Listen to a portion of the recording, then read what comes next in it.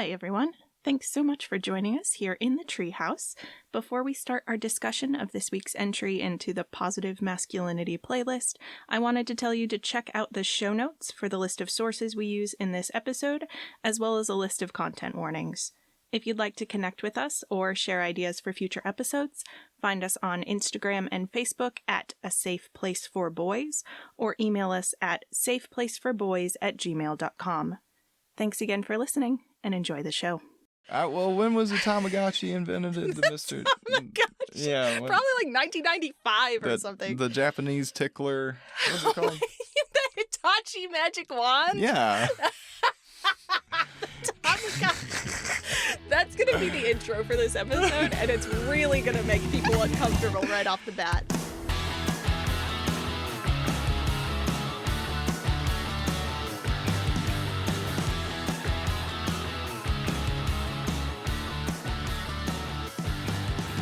Welcome to A Safe Place for Boys, compassionate conversations about masculinity in media. I am your host, Kelcee Sykes, and I will be joined by my co-host, Dr. Spencer Todd Bennington, PhD, here in just a moment.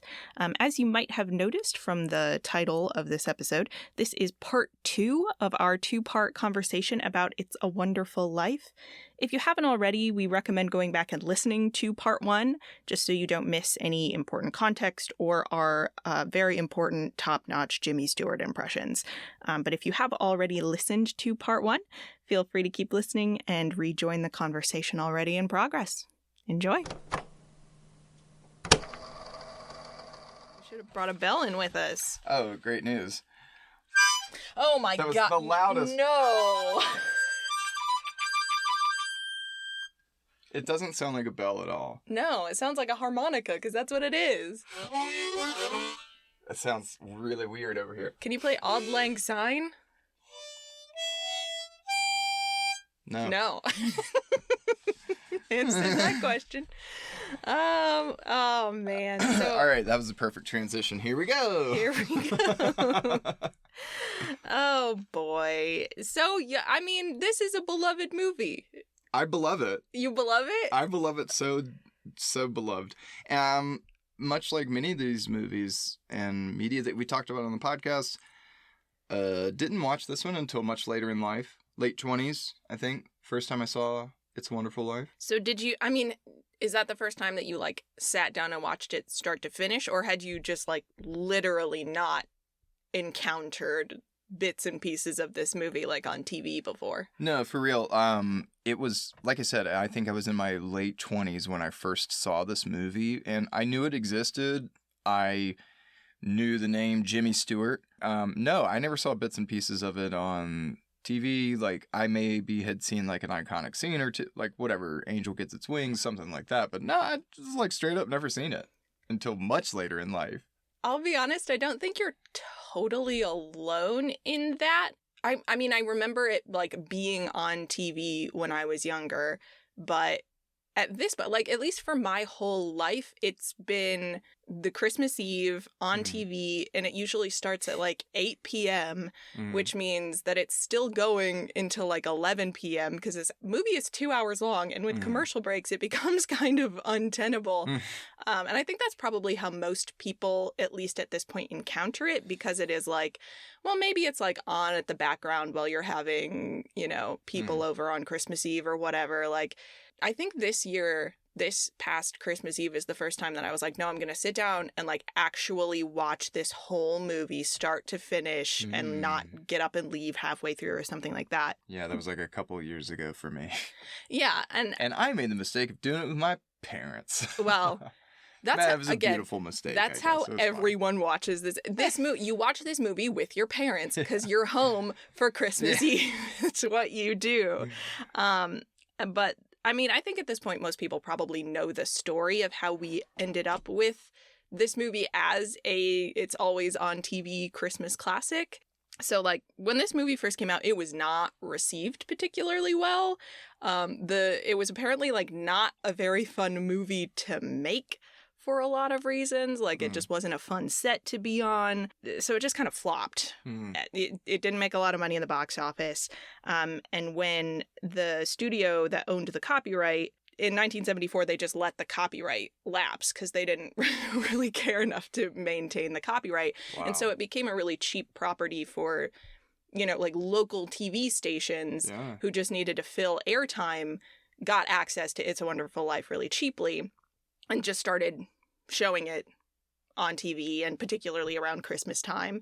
And so people just kind of got used to It's a Wonderful Life always being on TV because it was so cheap to show it, that it just kind of became a holiday tradition just because it was always there, and not because anybody had ever really gone to seek it out deliberately because they loved it so much. It was just always on. So in a hilarious turn of events, the most irony of the universe thing I can really think of, did O. Henry write this? So the anti-capitalist movie flops, thus becoming cheap enough to air constantly, thus becoming a sort of institution of the capitalist holiday season and becoming one of the biggest hits of all time. And yet somehow still reinforcing this idea that the flop didn't matter. What mattered is the impact, Yeah. It's wow. Yeah. Jeez. It doesn't matter if you feel like a failure. You will have a greater impact than you even know. Crazy. Yeah, so nowadays NBC has the exclusive rights because now it is a very valuable property. And they show it on Christmas Eve, which is where your parents watch it. Amazing. Every year, dear listener. Find your parents on Christmas Eve. They're watching It's a Wonderful Life. But in addition to the general American public not really liking this movie when all of America came out, they didn't like James Stewart anymore. The other entity that didn't really like this movie was, who was it, Spencer? Can you guess? No, sorry, I was thinking of but the feds, the G-men. The G-men, yeah, the FBI. God, the jig's up. Yeah, so this movie came out in 1946, which scholars of American history will remember was not a great time to be working in movies, because there were a lot of discussions about sort of latent communist sentiment in the movies, which is so funny because there is no industry more rabidly capitalist than Hollywood, but they were sure that there was all this subversive communist sentiment being snuck into movies without people noticing, and one of the movies that they suspected this was happening in was It's a Wonderful Life. So in an article for Smithsonian Magazine, a writer named Kate Eschner wrote that at the time, the FBI had this program aimed at rooting out communist influence, which involved what must have been a pretty fun job for 1946, was just sending FBI agents to watch a bunch of movies. So I have a quote from that article if you'd read it, please, Spencer. I would love to. An unnamed FBI agent who watched the film as part of a larger FBI program aimed at detecting and neutralizing commie influences in Hollywood, fathered by, yes, J. Edgar Hoover, said it was, quote, very entertaining. However, writes scholar John A. Noakes, the agent, quote, also identified what they considered a malignant undercurrent in the film, end quote. As a result of this report, the film underwent further industry probes that uncovered that those, quote, responsible for making It's a Wonderful Life had employed two common tricks used by communists to inject propaganda into a film. These two common devices were smearing, quote, values or institutions judged to be particularly American. In this case, the capitalist banker, Mr. Potter, is portrayed as a Scroogey misanthrope and glorifying, quote, values or institutions judged to be particularly anti-American or pro-communist. In this case, depression and existential crisis, an issue that the FBI report characterized as a, quote, subtle attempt to magnify the problems of the so-called common man in society. Oh, man. My favorite communist institution, depression. Mm-hmm. Fellas, is it communist to try to share your existential burdens with your loved ones? J. Yeah. Edgar Hoover, paragon of mental health, says yes. Yeah. Like, what? Because the burden that you're sharing is how much it sucks to be part of the working class, the proletariat. Meanwhile, all these other butter-eating, suit-wearing oligarchs are up there in the 1%. Yeah. Instead of being proud to be an American and just pulled yourself up by your bootstraps. It's just so funny that they latch on to, like, a person whose life we have seen play out on screen, and we have seen this really bad thing happen to, that he doesn't have the resources, or at least he doesn't think he has the resources to deal with, and that makes him, like, upset to the point of being suicidal, and they're like, only a communist would do that. Mm-hmm. When it's just sort of like, we see him go and talk to Mr. Potter and try to get the capitalist solution. He tries to go and borrow money to make his problem go away, and Right. Potter says no. So it's so funny that they're just sort of like, oh, that's the problem, and not the, like, socialism 101 speech that he gives, like, an hour into the movie. It's Right. so funny that that's not a thing they were upset about. They were far more upset about a man, like, experiencing difficult emotions. That seemed more un-American than a person being like, hey, we ought to just give people houses. Right. Well, and before we started recording this the other day, I was telling you that it reminded me very much of how the beat poets were treated, and that sort of these later iterations of people in the 60s and 70s, like, that were expressive to a point of being effeminate, possibly, right? Or Mhm. queer in some way that was threatening to the larger institution of, baby boom in America. Yeah, there is this idea, at least in the American imagination, that queerness and socialism or any kind of, like, anti-capitalist sentiment go together in that they're both seen as, like, destructive to the status quo, and if you're inclined to lean towards one, you're inclined to lean towards the other. And part of this is, like, a homophobic way to make communism seem worse.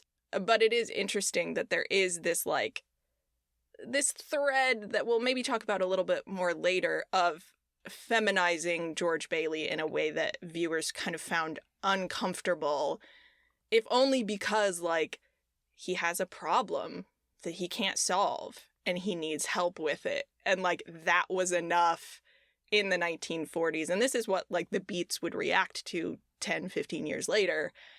That was enough to call your manhood into question. If you don't have your stuff on lock 24/7, if you don't have the solution for every problem immediately, you are not a real man. And, like, nobody says that explicitly to George necessarily. Potter kind of implies it a few times, but, like, that is absolutely the stereotype that he is up against in this movie. It's one of the reasons that it would have been so upsetting to watch him kind of fall apart in the way that he does. Mm-hmm. Yeah, I just think specifically of that scene in the alternate universe where George Bailey's never been born, where, what's his name, Ernie? The cab driver? No, not Ernie then. The guy that takes over the bar who was working for... Nick. Nick, yeah. So when, like, Nick's a prick in the alternate universe, Yeah, right? he's just a jerk. But he straight up vocalizes these same sentiments of conflating communism, anti-Americanism, anti-establishmentarianism with homophobia directly when George Bailey and Clarence are at the bar talking and, like, deliberating over what fruity little drink they might have, like, or whatever, and, like, they're whispering and they're touching each other. And it feels of a time, and yet the movie itself is saying, like, George Bailey's influence on this town is such that people are more welcoming towards these more affectionate manifestations of masculinity, like, through sheer force of kindness and the sheer force of his personality. Nick, this bartender, in the real world, quote unquote, we can imagine being very welcoming of a person like Clarence, who is Clarence is a little weird. yeah. And that's fine. He's weird in a way that, at least in the bar scene, kind of reads as effeminate. Clarence ain't from here. Yeah, well, Clarence is from heaven and he's been dead for 200 years or whatever. You know, Clarence has got a whole bunch of stuff going on. The message certainly is that, like, in a society dominated by Mr. Potter's version of capitalism, men have to be harder and less vulnerable. Hmm. And that the FBI picked up on that. They didn't like it. So ultimately, this movie fared a little bit better than others of that era did. It was not pulled from theaters. It didn't have to be, massively edited and, censored by the FBI necessarily. But you can see where the concerns would have been at that point. But ultimately, there just isn't quite enough here to justify it because, one of the things they're so upset about is that, Mr. Potter is this Scrooge type character, but nothing happens to him at the end of the film. As far as we know, I mean, first of all, he stole $8,000 and is not apparently going to face any real consequences, at least none that we see on screen. And presumably, he's going to get up on Monday morning and, get right back on George Bailey's back trying to shut down the building and loan. George gets through his existential crisis, but, the capitalist is not punished, and we are forced to assume that that is still going to be functioning in the background in this town until Potter is dead, which may or may not ever happen because he doesn't age throughout the movie. He starts off old. He is still old. He will live forever. Speaking of people who don't age throughout the course of this movie, the other big piece of lore that surrounds this movie, so part of it is the FBI probe, and part of it is this question of Jimmy Stewart's performance and how much of it is informed, because this is a question that people always raise with these 1940s films, is it secretly about World War II? And is this secretly supposed to be a soldier story or whatever? Isn't this one overtly about World War II? Yes, there is obviously it happens during the course of the movie. World War II is featured, but specifically there is a biography by a writer named Robert Manzin. I can read. That suggests that this is the first movie that Jimmy Stewart made after coming back from World War II. So he was a pilot, I believe, and he was originally just kind of sent, as a lot of actors were, to be part of the publicity tour for the Army. But he was no, he might have been in the Air Force. Regardless, he was I want to actually fly combat missions. And he put his foot down and he actually did. And Robert Manzin argues that he was deeply, deeply traumatized at the things that happened to him during the war. He had very severe PTSD. And what you're seeing on screen in It's a Wonderful Life is him having PTSD flashbacks. He wasn't eating. He wasn't sleeping. He's working through all of this stuff. And that became sort of the lore around how people talk about his performance in this movie. It's isn't he doing such a, he's really drawing on his deep well of his own pain in the scenes where he's screaming at his kids or whatever. And a lot of this, to be clear, it's just from that one biography. There's a whole Snopes article that's basically we can't corroborate any of this because there were other people who actually served with Jimmy Stewart who were didn't mention anything about him having, severe trauma responses to anything. He was never benched because he was he was going too far during these comments. There just isn't a lot of evidence to corroborate that kind of reading of his performance in this movie. And obviously I don't know.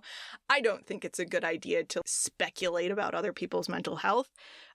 Jimmy Stewart, in an interview in 1987, did say the scene when he is in the bar and he is praying it's the time when he's sitting there. He's I'm not a praying man, but, I need some help or whatever. And he starts crying. That was both legitimate. He really did start crying and totally unscripted. That wasn't what was supposed to happen in that scene. But he says, and I quote, "As I said those words, I felt the loneliness, the hopelessness of people who had nowhere to turn, and my eyes filled with tears. I broke down sobbing." So that is a moment of his real life experience coming through. What we can't say for sure is whether that is something that happened to him because he went to war or not. It's certainly possible that, he had some kind of trauma response to the things that happened to him during the war. It's also possible he saw that happen to other people. It doesn't really matter. He also could just be a really good actor, but there is a reason that people try to connect his military service to his acting in those scenes because it feels familiar to people who do have parents who have experienced PTSD from war or from other things, and sometimes they do react to things in the way that Jimmy Stewart reacts in those scenes where he's having his full meltdown and he's screaming on the phone and he's yelling at his kids and he's, breaking his own furniture. But also, that's a thing that might just happen to a person if they found out that they might be going to jail for something that they didn't do and wasn't their fault. So, you know, it's something I wanted to mention because if you do like basic Google searches of this movie, you'll be like, how Jimmy Stewart's wartime experiences affected his acting, blah, blah, blah. And it's just like, I don't know. I don't know that that's a particularly helpful way to talk about another person's experience in a vacuum. And it feels a little bit like trying to make a bigger deal about, so like, I don't know. He's an actor. Actors know how to emote. It's a thing they know how to do. I don't know. I just wanted to mention that because it is such a big part of the lore of this movie. And I found so many articles that just regurgitated the stuff from that Robert Manson book as if it were the gospel truth. And maybe some of it is, maybe some of it's not. We don't really know, but it's stop regurgitating things without fact checking them, I guess, is the moral of the story there. Sure. Now that I've gotten off of my soapbox. So my first question about the actual sort of thematic content of this movie as it relates to manhood, in your experience, Spencer, and obviously, like, you were raised in a different time than the one where this movie was released, but sacrifice is a theme throughout this movie. It's a fairly strong one. So what kind of messages did you get when you were younger, either like as like a little boy or as a young man, about the idea of self-sacrifice? Like, what kind of male sacrifices were valorized, and like what sort of behavior were you told you should be trying to emulate in that space? Jesus. All right, just setting the expectations real low and really approachable. But yeah, that's the best example I got because you might not know this about me. I had a lot of religion going on in my young life. He means that. Like different religions. A lot of them, yeah, they were all swirled together. Since from 1st grade to 9th grade, I was enrolled in a Catholic school. Every time I remember something that's not a sort of like public school experience and I look at it with my adult brain, I'm like, holy shit. One of them, every Easter, we had an assembly in the gym where junior high students, so like 6th, 7th, 8th graders, performed the Stations of the Cross. Mm-hmm. So you know what that is. For I do. Other listeners, like, this is a reenactment in 12 to 14 stages, if you will, of the crucifixion of Jesus Christ, and this is being performed by middle school, junior high schoolers, as people are narrating it from verses in the Bible, and like it's like a school full of like 1st through 9th graders sitting in the bleachers of a gym watching this, just hoping to go home early to like get Easter baskets or whatever. It's like the weirdest Did you vibe. have like an actual, like, was it a student playing Jesus? Because I've seen Stations of the Cross performances, but they were always like a church was doing it, and so it would be like an adult man just dragging a cross like down a sidewalk or something like that. No, it was my boy James Feldman, and they decided. Shout out to James. Great job being Jesus, because in 7th grade and also James Church, 2 different Jameses I remember being Jesus. Because they were both just like young man strong, and they had abs, and Jesus had to take his shirt off and be tied to the cross. Yeah, and Catholics really want Jesus to be like a little bit sexy. Very sexy. Yeah, that's part of it. Real sexy Jesus. Like, my point is, I thought deeply about divinity and goodness, and the pinnacle of that was supposed to be Jesus Christ, because he's supposed to somehow be divine and human at the same time. And also his big claim to fame is that he supposedly takes on the sins of the world and becomes the literal scapegoat, dying and purging all of that into hell, so that none of us have to experience any of that, and we all get the saving grace of being able to go to heaven.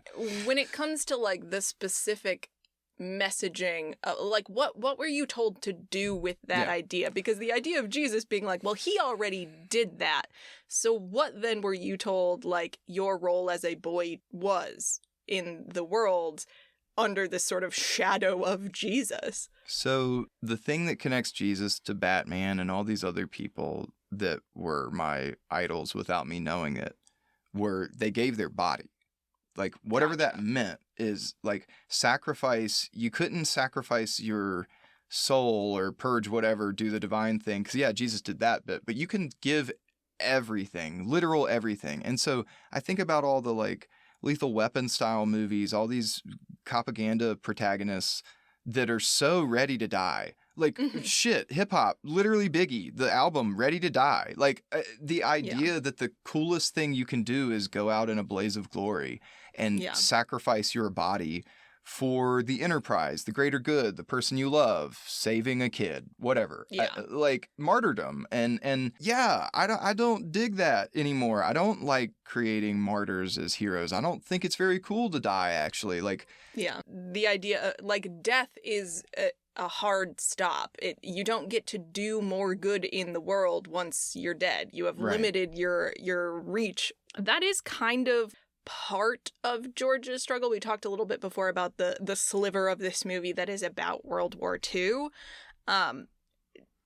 George is not able to offer himself in the most masculine bodily sacrifice kind of way, which in the 1930s and 1940s was you went to war. He has already made a bodily sacrifice earlier in the movie. When he went to save his brother, he got an ear infection or whatever happened to his ear that meant he then couldn't enlist in the army later. He has already sort of checked the bodily sacrifice box, which then keeps him from being able to do these stereotypically masculine things later. Of course, like, Clarence tells him that in a way, like, George did go to war because he saved Harry. Harry went to war. Harry saved a bunch of guys on a transport from being dive bombed by an airplane or whatever. And if George hadn't done that, Harry would never have lived. And so none of those other people would have lived either. And so, like, yes, he still does kind of get to participate in the war, but in a way that he doesn't get to see. And those are the kind of things that, like, men in particular are probably not taught to think of as valuable as, like, well, if I went, I would, like, throw my body on a grenade and save everybody else from it or whatever. But, like, I mean, first of all, you probably wouldn't. Like, how often does that opportunity come up? But also, like, that's not really as valuable as George saving his brother so that his brother can go on and save other people. And then all of those people can then go on and do whatever good they do in the world. And, like... And it's not as valuable as the bit where they're like, and George did go to war. He fought the war in Bedford Falls as an air warden and for rubber drives and metal drives and, well, just any other drives. Like, you know. Yeah, and that being a thing that we think of as, like, well, that's what the women did, though, right? Like, the women, like, collected up all their stockings and they started their victory gardens so that they could send the other food to the war effort, blah, blah, blah. Like, the movie, again, makes a point to say, like, this is not a thing that George felt good about, but it was very valuable. And he didn't die in the process. No one had to die in the process. It was just a helpful energy put out into the world. Right. Over and over again, we see George having to find these more, like, roundabout ways to serve because he can't just, by his circumstances, he can't sacrifice in the way that people are told is the most noble thing for a man to do. But of course, the most obvious level of sacrifice for George is that he keeps giving up his dreams. We see him give up his trip to Europe. He gives up his chance to go to college. He gives up his chance to become an architect. He gives up his honeymoon. Like, all of these things that we know he really wants, and he's just forced over and over again to keep giving them up. And that story probably feels very familiar to anybody who's ever had to, like, drop out of school to, like, take care of their family or have to, like, leave a job they really like to go run a family business they don't care about. This was also presented to me as a kid. I mentioned Batman. This is more the Batman sacrifice. It's self-imposed, but Batman Forever chooses loneliness. He ostracizes himself. He refuses to allow himself to become close to these people that he loves romantically. Like, plenty of women check that box, but also familially with Alfred and the Robins and whatever. Like, he's like such a removed, cold character because he thinks he has to sacrifice those connections to other people to be strong, to be, like, invulnerable, to do the job, right? And so, like, Jesus and Batman are similar in some ways, but that's one where he, like, is making these choices of, like, no, I can't go on adventure because I must serve and I must sacrifice my ability to have fun or do this thing or whatever. Yeah, Like, he's kind of the inverse of Batman in that they both are choosing to make sacrifices at important points in their life, but the things that George chooses is family right. and community and connection, whereas a character like Batman is constantly shunning those things, which is why ultimately Batman is a much more unhealthy character than George Bailey is. It took me for a long time to realize that, but yeah, basically like Batman deludes himself to thinking he's taking care of everyone, Gotham, the whole community, but that's as delusional as like the Catcher in the Rye, a boy who thinks he can stand on the edge of a cliff and keep all these infants from running off. It's like, you idiot, that's just not how the world works. You can't do this. Like, yeah, and it's a comic book. Yeah, and George has a model for this type of sacrifice in his father. Mm-hmm. So his father, Peter, built a business, quote unquote, a business around the idea of building affordable housing, which people will tell you is not a profitable business. But he does it because he sees that there is a predatory force in his community. And Peter Bailey is the Catcher in the Rye, right? He is standing on the edge of the cliff trying to keep people from living in slums and never being able to save any money and not being able to have any dignity or real lives for themselves because they're just stuck paying every cent they ever make back to Potter. But he does sacrifice his own family's stability in order to do so. That's the trade-off when you make sacrifices that big, right? Like, that is the nature of sacrifice. You are giving up something important. Otherwise, it's not a sacrifice. So, you know, through the lens of 2024 eyes, as a person who spends every single dollar I make in a month to a landlord, I obviously think that that is a very noble thing to do. But we also see through George, and in one speech he gives near the middle of the movie in particular, the pros and cons of this philosophy. So Spencer, I know this is really going to test your acting chops, but I do think this whole chunk of text does a really good job of illuminating the mentality that George was raised with. Now, just a minute. Now, hold on, Mr. Potter. You're right when you say my father was no businessman. I know that. Why he ever started this cheap penny-ante building and loan, I'll never know, but neither you nor anyone else can say anything against his character because his whole life was, the whole 25 years since he and his brother Uncle Billy started this thing, he never once thought of himself. Isn't that right, Uncle Billy? He didn't save enough money to send Harry away to college, let alone me, but he did help a few people get out of your slums, Mr. Potter, and what's wrong with that? Why, here, you're all businessmen, here. Doesn't it make them better citizens? Doesn't it make them better customers? You said, what'd you say a minute ago? They had to wait and save their money before they could even ought to think of a decent home. Wait for what? Until their children grow up and leave them? Until they're so old and broken down that they...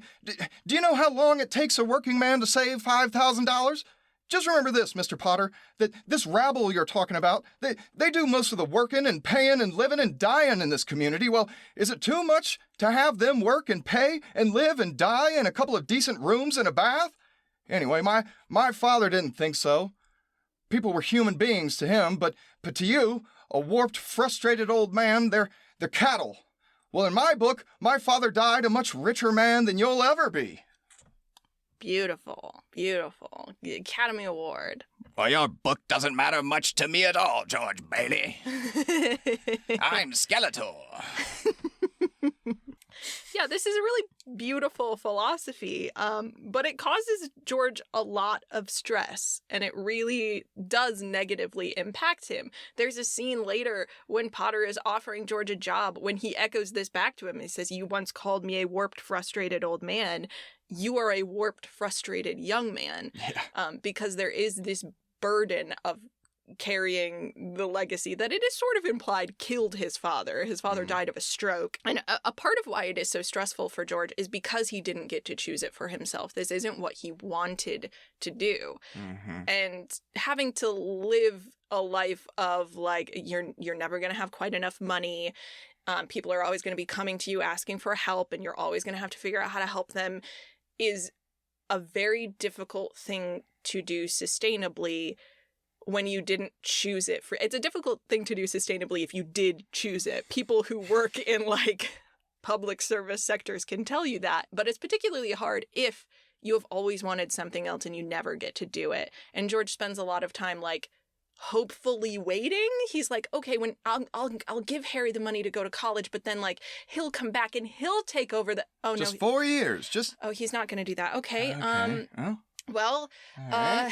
maybe I'll save up a little money and no, okay. No, you're now gonna I have okay. 4 children and my boy, house is falling apart and like I'll just never like. Huh. He never gets a break, George Bailey. And granted, it's like, it's not anyone's fault that, Peter Bailey died right before George got to go to college. And it's Mr. Potter's fault. Sorry. Well, yes. It's fucking Potter. Well, and it's nobody. Well, it is some people's fault that the stock market crashed. It's not George's fault. It's also Potter's fault. It's not. Well, it might be. We don't know.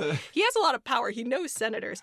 But it's no one in town's fault that the stock market crashes the day that George gets married, or even that like his brother almost drowned and he ended up being disabled in the effort to save his life. But we do see George being sort of slowly worn away by the effort of living up to his father's example and this pressure of waiting and waiting and waiting for his chance to go and live his life and his dream the way he sees everybody else in the world get to do. And he's just never granted any kind of reprieve. And there is this general sense that people love and appreciate him. Like we see people being kind and warm and appreciative to him, but not in a way that like helps him in any concrete way. Like, yes, people thank him when he does nice things for them, but up until the final scene, he never gets his honeymoon money back. He, his brother doesn't like pay him back the money it took to send him to college, And so when a crisis hits, George is too exhausted to think rationally about a solution, first of all. And also, the pattern is that he is the person people come to when they are in crisis, not the other way around. And so it doesn't occur to him to try to like leverage this network of people at all. Mm-hmm. All he can think of is, well, I am the person who saves, I am the person standing on the edge of the cliff. There's no one else standing on the edge of the cliff. There's no one here to help me. And so the only thing I can do when I have a problem is jump. Mm-hmm. That's his Holden Caulfield moment, I suppose. Yeah, I also think of the giving tree. Mm-hmm. Because it's like, yeah, oh, sure, yeah, you can climb on me. That's cool. Oh, yeah, take a leaf or two. You want a branch? Yeah, sure, take some branches. Okay, you need some logs. All right, that's fine. That's fine. You want the whole trunk? Okay, at least I'm still a stump. Yeah. And it's like, huh, that's, I'm supposed to be the tree? Yeah, we want to be the tree in this circumstance. Like, what happens when there's nothing else to give? And what Mr. Potter says to him when he comes to him after after Billy loses the $8,000, he goes to Potter and Potter's like, well, why didn't you talk to your friend Sam? And he's like, well, I tried, but he's out of the country right now, so I can't get in touch with him. And he's like, oh, well, it's not like you can go to any of these like poor people in town for help. They're just going to run you out of town. You're not useful to them anymore. And George just like completely internalizes that. Mm-hmm. He's just like, yep, absolutely. Like I'm no longer useful to people. And if I dare to go and ask them for help, they will like reject me entirely. That is the fear that he is operating under. Yeah. But more like, because the big thing there was like, that's how Potter primes George. But the real thing that I think George latches onto is the solution that Potter suggests, which is you're worth more dead than alive. Right. Yeah. Because he might feel bad in the moment, but I think that someone like Mary could talk him into seeing a community as being more valuable than an individual, and he could like believe that. But in the short term panicked state of mind, that seed of doubt is planted, and the first solution is the best solution. Oh, if I die, boom, there's the money and then some. Easy. Yeah. Right? And it's like, oh my God, like, you sick boy. Why did you? Yeah. Like, you don't, like, basically what I think he's thinking is, if there's any way I can help, I'm supposed to do it. Right. this is a way I can help. Right. Oh, it's the only way I can help. Yeah. Everything else I can do is the opposite of helping. I need to kill myself. Killing himself is still a concrete action that George Bailey, can take. Yeah. All by himself without having to ask anybody for help. But it's interesting that you talk about Mary. Yeah, well, I think she's like an interesting influence, and like I think she's a good influence on George. Yeah, listen, I understand that this is a podcast about masculinity, and Oh yeah, my bad. Sorry. Arguably, George Bailey is the main character of this movie, but I would like to posit that there is a true hero of It's a Wonderful Life, and it is not Clarence, and it is not George, and it's not even Franklin. Not Ernie? Not Ernie. Wow. It is, in fact, Mary Bailey. Ah. Yes. I am not the first person to make this argument. There are many people who have made this argument, but there is a Washington Post article by a writer named Monica Hess that outlines all the ways in which Mary drives both the plot and the resolution of this story more than any other character does. If you would read that quote for me, please. Mary Bailey is the true hero of It's a Wonderful Life. This is not how the movie is billed. The hero is supposed to be Mary's husband, George Bailey, a tortured Boy Scout type played by Jimmy Stewart who longs for travel and adventure, even while duty keeps him stuck in the fictional hamlet of Bedford Falls. It's a Wonderful Life takes place one Christmas Eve when George's daffy uncle misplaces a deposit for the family's financial institution. George must reckon with the potential ruination of the business while struggling to figure out whether his life and work have any worth at all. Disregard all of this. Deck the halls with Donna Reed, when in one flashback, a market crash threatens to sink Bailey Building and Loan. Whose idea is it to donate George and Mary's honeymoon funds to keep things afloat? Not George's. Panicked customers are storming the lobby when Mary shows up with fistfuls of cash. When George wants to throw rocks at an abandoned house, it's Mary who suggests they restore the house instead. The film's final triumphant scene is only made possible because while George's genius plan to correct his uncle's error involves jumping off a bridge for the life insurance policy, Mary is racing around town rustling up donations. Yeah. And the movie shows that she is doing all of this without a lot of explicit thanks or recognition either, right? It's one of the most solid sort of examples of the for better or worse parts of marriage that I've seen in a lot of movies, because Mary definitely, she is on board with George from her first moment on screen. She has called her shot. She has said, George Bailey, I will love you forever. Till the day I die. Yeah, for the rest of my life. And as such, she is prepared to grit her teeth through the worst behavior that he exhibits, and that happens about it on screen as often as like all of the lovely behavior that everybody else in the town gets to see. And in fact, she bears the brunt of his worst behavior. When he loses it at her and at their house and at their kids and at their daughter's teacher. And Mrs. Welch. Really like vile things to her. Like, she single-handedly refurbishes this house. It is sort of implied by the narration she single-handedly like takes care of the kids because he's at work all the time. And what does he do when he like stomps through the door? He's like, why did we have to have all of these kids? And like, why do we have to live in this drafty old house that you've spent like 5 years tirelessly, single-handedly refurbishing while also giving birth to 4 children? Like, he is attacking the things that she cares about and that he knows she cares about. And then she is the one who has to clean up after him. And she is aware of that as well. You know, you laughed at the line like, why must you torture the children? And it feels melodramatic, but like, if you look at the, like, think of a similar moment in your own life where, like, that changes your view of a parent. If they, like, stomp in through the door and they scream at your other parent and they start breaking furniture and yelling at you, like, that's not just kind of a benign moment that you can laugh off. The reaction is what's heartbreaking. When Jimmy Stewart apologizes to his son, he goes, oh, what did you want to know how to spell? Nothing, Daddy. Nothing, Daddy. And Nothing. I don't want to know anything from you. I don't want to upset you. I will don't never ask you for help again. Nope.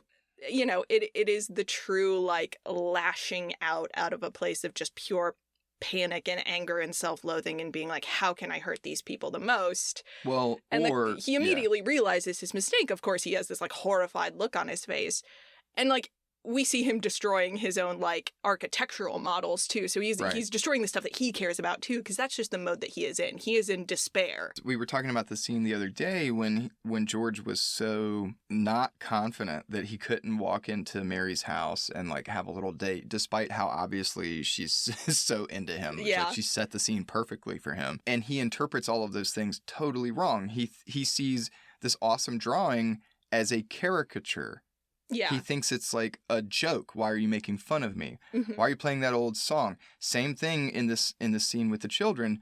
How should I know? Are you calling me stupid? What does it matter if I can't spell every word? He sees that architectural model as like, you know, what kind of a cruel joke is this? A reminder of all the things I'll never be able to do because of these children.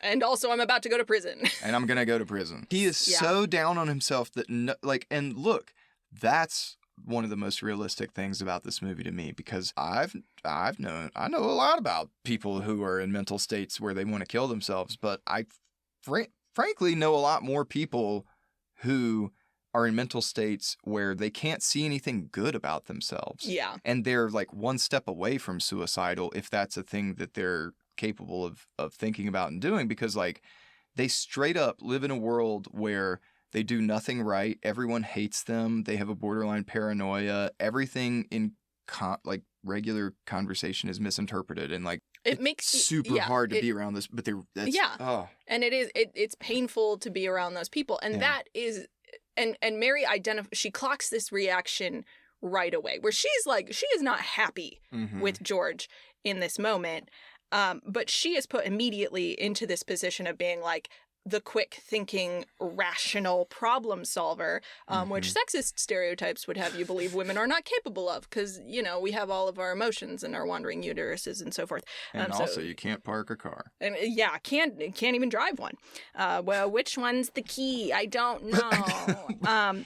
But like, in my mind, there is no one better than a 1940s housewife to see, oh, this person is like burned out and at the end of their rope, and like, who better than a 1940s housewife to know what it feels like to just give and give and give and never get anything in return. That was the female condition in America at that time. That was the expectation for women when you know, you were taught that you needed to be like superpower Jesus and go like fight the Romans and die gloriously or whatever. I was told like, oh, you should just have babies until your body gives out. And then just do that. Like, let them pull your hair and like spit in your face, and like you still have to feed them and love them, and like your husband will come home and he'll pull your hair and spit in your face, and you have to make him a martini, and like that is the type of self-sacrifice that women are taught to do. And so she is in a perfect position to look at her husband losing his mind in a way that she's never seen him do before and be like, it's finally caught up with you, hasn't it? Yeah. All right, we're going to get on the phone tree and we're going to solve this problem. Oh, the wallpaper is talking to you. Oh, honey. Has the wallpaper started talking to you, George? Don't worry, I'll get you some barbiturates. It's 1946. We don't know they're bad for you yet. Here's a dildo. Yeah, so, up to that moment, Mary is the only character who expresses any, like, explicit appreciation for the good thing that George has done, and so it makes perfect sense for her to be the character in that moment who's like, the wallpaper has started talking to my husband, I'm gonna put on my little coat and my little hat, and I'm gonna start knocking on some doors, and I'm gonna tell people, hey, you know all those nice things he did for you? It is time to pay the piper. Thank you. Yeah. And I'm interested in your reaction to that character moment, because even though being like willing to give and give without, you know, any expectation of, you know, reciprocation is traditionally seen as a female virtue, do you think that is something that, is that a tendency that you have seen in men as well? Like, do you think men have issues setting boundaries around their time and energy and resources? Yeah. So let me tell you about this. I never met my mom's dad, my grandfather, but I always heard that he'd give you the shirt off his back. And sure enough, wouldn't you know it, that he let a neighbor borrow his chainsaw just about any time he wanted. Come over, borrow the chainsaw, kept chainsaw forever. When he finally gave the chainsaw back, blade was busted up all to fuck. Never said a word about it, replaced it, right? And that kept happening, like, Oh, no. forever. And that was just one example of the ways that my grandfather was taught to be generous, in the words of like a Christian ideology, to a fault, to the point where it cost him money and he thought that he wasn't allowed to address someone wronging him. Like, oh no, hey, you're like messing up my stuff and keeping it, and like you're crossing this boundary. And like this is just a simple sort of neighbor example of like someone's borrowing your toy and gave it back broken, and like they keep doing that. Like, what are you supposed to do? Well, he thought you're supposed to just like fix it and let him borrow it again, let him break it again, you know? Yeah, and you shell out the money to repair it every time, and you don't never mention ask it. him to pay. No, you don't need him. No, it's like you don't make a deal out of it. What I mean is, do you remember in White Men Can't Jump when when Rosie Perez spoilers for White Men Can't Jump when Rosie Perez finds out that that what's his face gets hustled. What's his stupid name? Woody Harrelson? Yeah, I don't remember the character's name. Woody Harrelson. Woody Harrelson gets hustled by Wesley Snipes. So she goes over to Wesley Snipes' apartment to talk to his wife. And the women hash out the deal of how it's going to like go down. And it reminded me again of like old school plays like Lysistrata and like these this like sort of it's a recurring theme of like men are too preoccupied with killing themselves, and so the women have to come together and like solve the thing, like actually like run the town, do or the like, logistical do the plan. work. Yeah, like so in that way, I just wanted to bring this up as like, yeah, I think that's actually kind of well-trodden territory. What was the question you actually asked me though? Is if you have seen in your real life that men have trouble like setting up those boundaries of like, well, the last 6 times I've lent this guy my chainsaw, he's given it back with a broken chain, but like he needs it. So yeah, I have. Am I gonna say no? Yeah, I have. And what's funny is growing up with that story, my dad is also the same way, where, and I inherited this to a degree, where it's like if I see a need and I have the means to help, I feel like I'm supposed to. Yeah. And it's as simple as that. But I do sort of already believe that I can be on the receiving end of that as well, because I have been. Yeah. That's the thing, I guess, that's hard for the Potters of the world that are born with a level of privilege where they never really know what poverty is. When it comes to, if it ever comes to them having to give away more than they're comfortable with, they're not certain that anyone will ever treat them with the same kindness. Yeah. Because it's not happened. Like, whereas for me, like, geez, God, I've had like borderline strangers keep me alive before, you know, and it's like, it's really an interesting testament when stuff like that happens. Like, you know, like I can remember being trapped in Florida, and this Taekwondo instructor that I'd only known for a month, like, let me sleep there at his dojang and fed me when I didn't have a place to go. And this like random lady bought my groceries in Publix when I was trying to pay with a check, and I knew my driver's license number, and I had written it on the check, but that wasn't good, and I didn't have my driver's license because my phone and wallet was stolen, whatever. And she like bought the $15 worth of groceries I was trying to get, like, to live, you know. So just like little things like that remind you, like, oh, okay, cool. When I have it, I can make a really big difference actually in 1 or 2 people's lives. And it actually doesn't cost me anything. Like, I could have just lost that money somehow else, like, or, you know, whatever. So, I don't know. Okay, but yeah, I've seen the chainsaw thing. I've seen my dad exhibit the same tendencies. I know I do the same thing. I know it's rooted a lot in, like, Western Protestant work ethic, Christian ideology. I get that. But also, I do think there's, like, something to it. I think we're a really materialistic culture, and so I would actually encourage people to err more on the side of give it all away. I kind of am of that mind. I think you can do more damage in the other direction by hoarding and cutting yourself off from community. Like, have faith, like if you give too much away, there'll be people there to help, maybe. I don't know. Well, I think this movie is definitely arguing that obviously, the way that George has spent his life is good. It is absolutely worthwhile to have done every good deed he has ever done and to make the kind of sacrifices that he had to make. What I think the character of Mary is there to do is to bring it full circle for him and say, you haven't just been giving for the sake of giving. What you have been doing is building a community. Mm-hmm. This isn't like money and time and effort that you just like spit into a void and now it's gone. It's reverberating around this town that you've built and all these people that you have built goodwill with, so that when you are at a place where you have given all that you can give and what you need right now is to receive, there is something to receive because you have built up all these connections with all these people, like none of whom, except for Sam Wainwright, have thousands of dollars sitting around, but each of them has $20, mm-hmm. $50, $100. Mm-hmm. And if I go door to door and talk to enough of those people, it is not going to be a lot of work for me to convince them to give me $20, $50, $100. And of course, like, he does know Sam Wainwright, and Sam Wainwright does send him $15,000, $25,000. $25,000. Thousands and thousands of dollars. That's not really the point. Right. The point is everyone in town loves and respects and feels connected to this man enough that it's not even like a charity thing that they're doing for him at the end of the movie. It is just like how communities are intended to exist. When, the Martini family needs, a cheap enough loan that they can build a house to keep their 75 children and 3 goats in, he helps them do that so that when he is in a bad place, they are in a stable enough position that they are able to give him something back.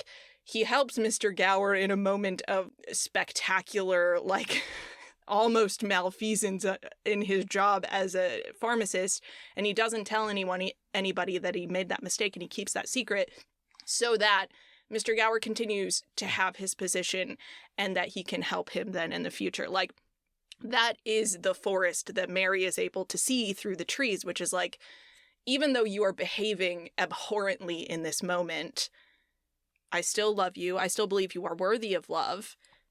But I also know that I am, as one person, am not enough to help you overcome what you're going through right now. So I'm going to go get our community, and we are all going to come and tell you one after the other how valuable and loved that you are, because that is the thing that when you fashion yourself as the sole helper, the one person who is standing between an entire town and this horrible capitalist hellscape, you completely lose sight of, which is like, it's a communist utopia here, baby. You are the one in need right now. Like, go draw from the well of resources. That's what it's there for. And that's an aspect of partnership that I think is illustrated in this movie that doesn't really come up a lot in other pieces of media, at least none that I can think of, which is just like complimenting your partner in sort of your worldview, where like George is kind of a dreamer and Mary is a nuts and bolts person, but also that like willingness to take on a role of advocacy for your partner when they are in a place where they are not able to advocate for themselves. And especially when the person in question is behaving very poorly. It's a real testament to that love that Mary has had from the very beginning, that her reaction to George at his worst is not necessarily like permissive. She's not okay with the fact that he has screamed at their children and screamed at this teacher and yelled at her about how the house is terrible, we shouldn't have all these kids. But in that moment, she's behaving very similarly to the way that George reacts with the pharmacist at the beginning, where the pharmacist is just like beating him because he, you were supposed to deliver that thing and you didn't deliver it, and how dare you? And what he's saying to this person who is beating him is like, this is not you. Yeah. I'm aware of that. I think you made a mistake. I know you're not well, Mr. Gower. I know you're sad. Yeah, I saw the telegram. It's okay, Mr. Gower. I know. Yeah, it's understanding. It's not permission, but it is a person looking at someone that they love and respect and saying, this is a cry for help, and I'm going to take you up on it. Yeah. And she doesn't even need an angel to tell her this, right? Like, she has had her head on her shoulders since the very beginning, and she is willing to do the work. That is the thing about Mary that I think is more important than anything else. She understands that relationships of love are work, and that it is work that you are going to have to do if you want to keep the relationship. If you want to keep your husband, you're going to have to do the work of learning how to understand him and to know what he needs. And like in an ideal world, he would also do that for her. It was the 1940s, so we see a little bit less of that. But well, wait, I mean, his hyperbole is all like, I'll lasso the moon. I will stop heaven and earth for you. I'll do anything that I can do short of a miracle, you know, and like, it's cute at first, but then as they age, I think she realizes like, oh, geez, you really think that? You don't need to do that. No one's asking you to do that. And it's impossible. You'll die, bro. Like, stay here. I like her reaction to him in that moment where he's like, do you want the moon? I'll lasso the moon. I'll bring it down. You know, moonbeams in your hair or whatever. And she's like, okay, I'll take the moon. Then what? Yeah. Like, then what? What's your follow-up? Like, I want you to keep showing up every day. That is what I want from you, George. I don't want grand gestures. I want you to show up again tomorrow. Right. I don't want you to give me the moon and leave. Yeah. This is what I would like from you. Meanwhile, Violet Bick is like, what do you mean? Ah, you're crazy. And the whole town is, ha, ha, ha, ha, George, you're such a fantastical.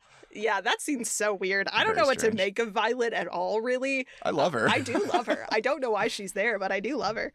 So if we have to put on our sort of English major caps, what would you say is the overall message of It's a Wonderful Life? Because a lot of the articles that I read latched completely onto this idea of self-sacrifice, and there's all these like man blogs that are like, George Bailey is a good example of sacrificing everything for your family. And it's like, he's not, though. He tries to kill himself.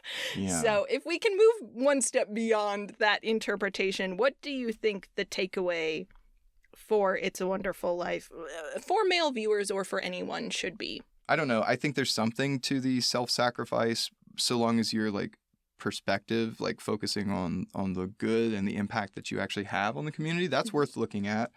But yeah, let's not ignore the fact that this is a movie about mental health and burnout and like the belief that material wealth and your ability to produce is chief among all things in society. It's not.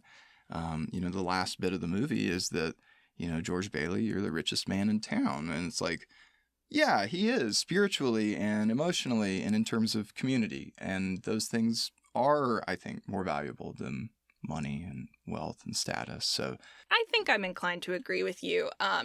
What I think the sort of manosphere blogs that focus solely on the self-sacrifice part are missing is that if this movie was just about self-sacrifice, George Bailey ends up dead at the end. I think even in a world where Clarence shows up and teaches him that he has had a wonderful life after all, George Bailey ends up in prison for something that is not his fault. The most important takeaway from It's a Wonderful Life for me is that, it depends on which character you ask, right? If you ask George, it's that, I've had a good impact on people even when I didn't realize it. And that means that my life has been wonderful. Sure, great. Enjoy that in prison, George. If you ask Mary, it's that, well, yes, of course, your life is inherently valuable. Everyone's life is inherently valuable. And yes, it is great to do nice things for people. But the flip side of that has to be, if you want to survive, someone has to be refilling your cup, right? You deserve to feel loved and appreciated. And most of all, you deserve to be on the receiving end of self-sacrificial love, at least as often as you are willing to perform acts of self-sacrificial love. Right.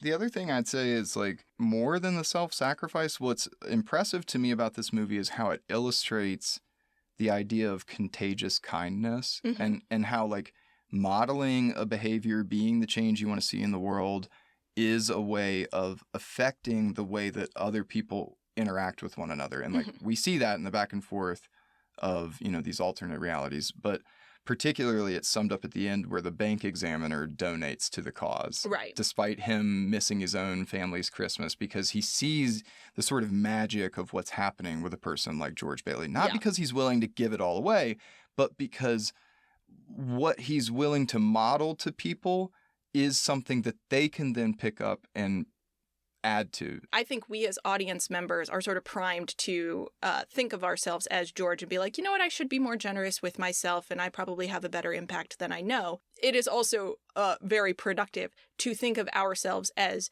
the other members of the community and recognize the times and places where someone has paid for our groceries or, whatever, the moments when we have been on the receiving end of someone else's sacrifice. And that should manifest in us as opportunities to pay that person back and pay other people back and follow that example as much as possible, because that is how you build a network and not just have a system where one guy is in charge of taking care of everyone. The whole point is to create a community and not just one very generous man who runs out of time and resources eventually. And then what? And then what? When you give me the moon, then what? Yeah, I don't need the moon. Yeah. I need you to show up again tomorrow. Right. Don't give me everything. Give me a little bit at a time. Yeah. And I think a lot of us kind of fall Break me off a piece of that, George. I know. We fall into the trap of thinking like, oh, of course I love, this person. Like, of course they've been really generous to me. Of course, if they were in trouble, of course I would help them. All they would have to do is ask.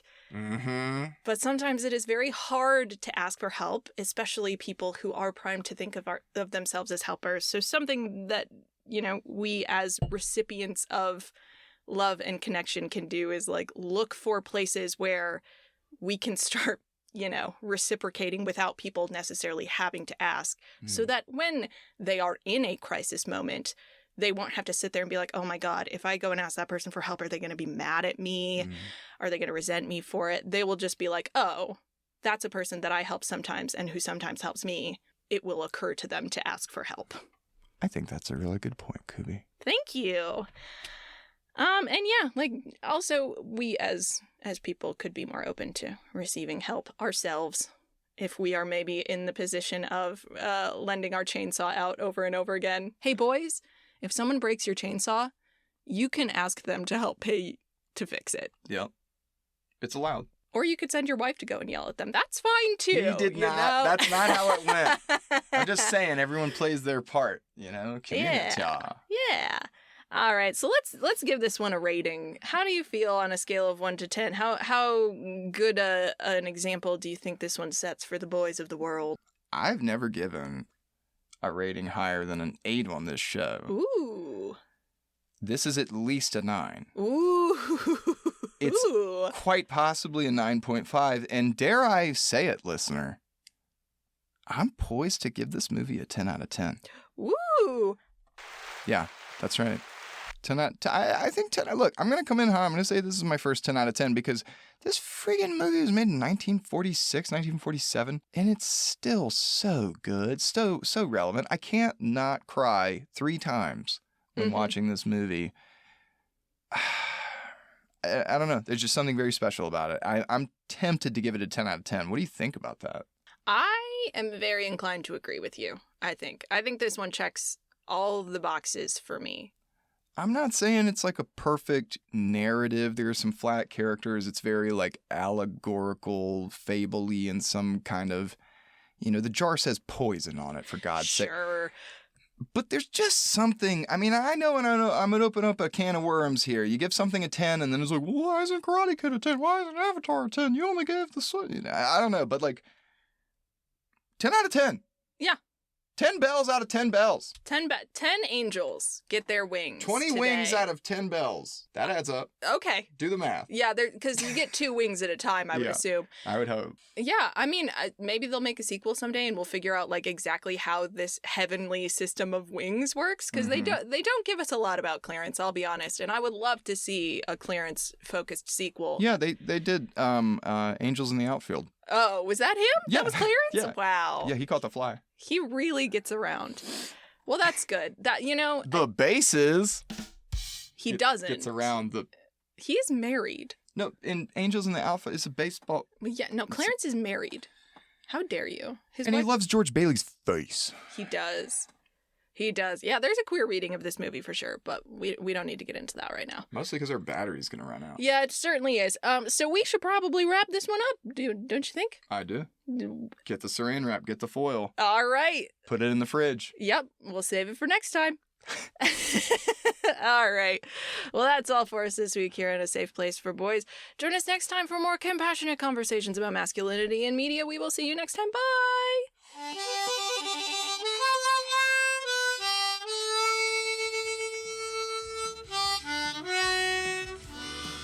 That's really going to clash with the music that we play at the end of the show. Goodbye. Bye.